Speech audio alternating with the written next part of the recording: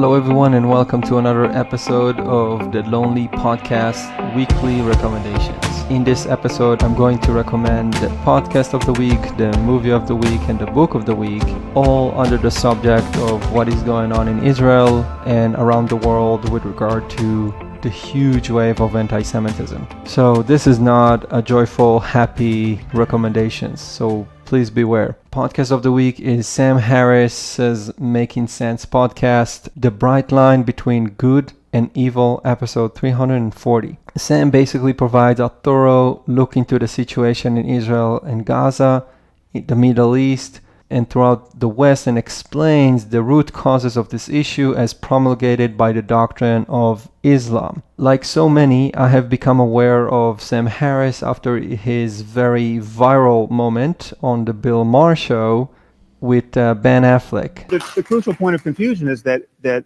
we have been sold this meme of Islamophobia, where every criticism of the doctrine of Islam gets conflated with bigotry toward Muslims as people. Right. And that is it's intellectually ridiculous. Even it gets So hold on, are racism. you the person who understands the officially codified doctrine of Islam?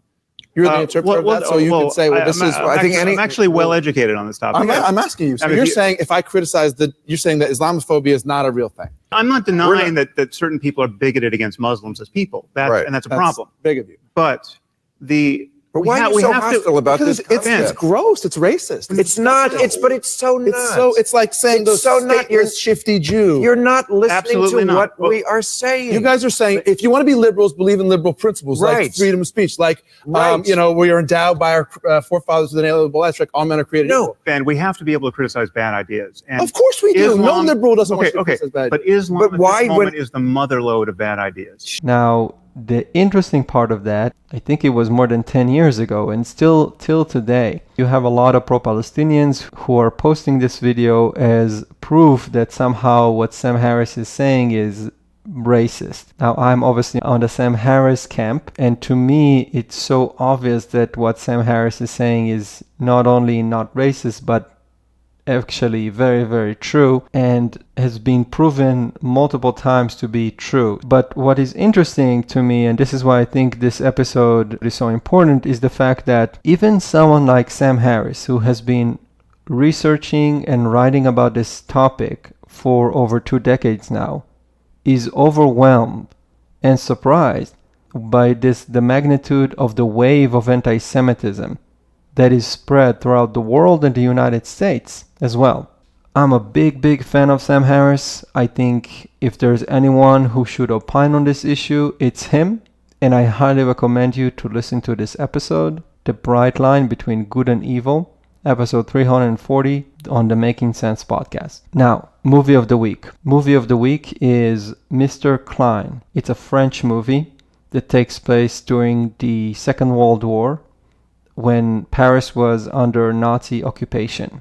Now, this is a story about a French common individual named Mr.Klein, who has been identified by the authorities as a Jew. Now, he did not consider himself to be a Jew, but that did not make a difference for the authorities. And what is terrifying about this movie is the fact that this very common Frenchman who had a very regular life living in Paris all of a sudden has his entire world turning upside down simply because he has the quote-unquote wrong last name. And this is a movie that doesn't really provide this horrible pictures and videos from the Holocaust of piles of bodies and concentration camps and gas chambers and trains and all that. No, none of that exists in this movie.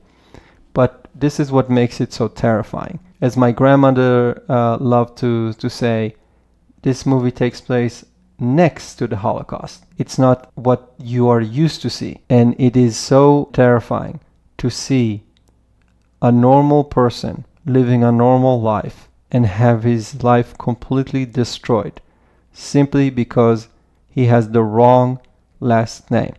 I highly recommend it. It is a sad story and a sad movie, but it's truly brilliant.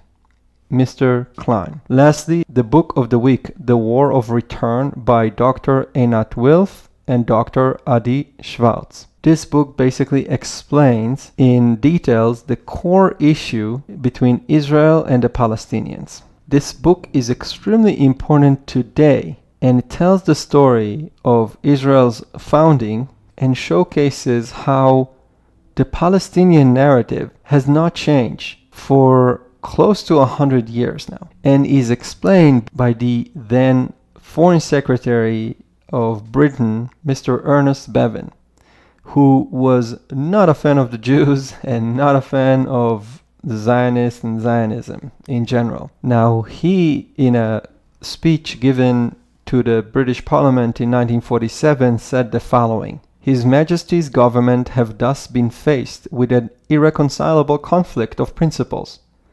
For the Jews, the essential point of principle is the creation of a sovereign Jewish state. For the Arabs, the essential point of principle is to resist to the last establishment of Jewish sovereignty in any part of Palestine. Now, once again, it is so relevant today to understand where this conflict is coming from. Now, note one thing. You can say what you say about Israelis and the Jews, but you cannot say that they have not changed their minds since the establishment of Israel and since the founding of the Zionist movement. The Jews of Israel, right or left, recognize that there's a Palestinian entity who has a claim for portion of the land. This is not the case for the other side, and it has never been the case, and today we see the results of being unable to accept the fact that you have a Jewish sovereignty on that land. And I want to read one more portion of this book because I think it's so reminiscent of what happened on October 7th and shows that what happened on October 7th was not different than what Jews in the land of Israel have experienced before the Israeli state was established. On April 13, 1948, a convoy of nurses, doctors, medical students, and scholars set out for the Hebrew University and Hadassah Hospital on Mount Scopus above Jerusalem.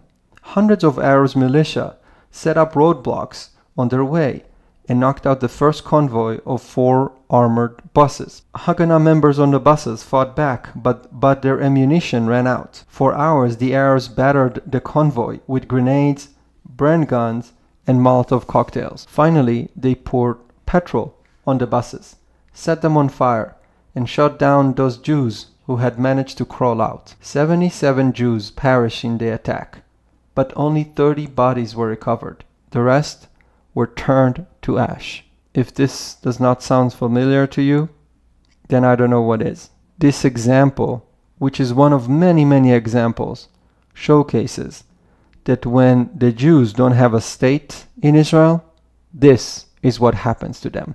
So to summarize the podcast of the week, Sam Harris, Making Sense Podcast, The Bright Line Between Good and Evil, episode 340. The movie of the week is Mr. Klein. And the book of the week is The War of Return by Dr. Einat Wilf and Dr. Adi Schwartz. Thank you very much for listening and hope you have a great weekend.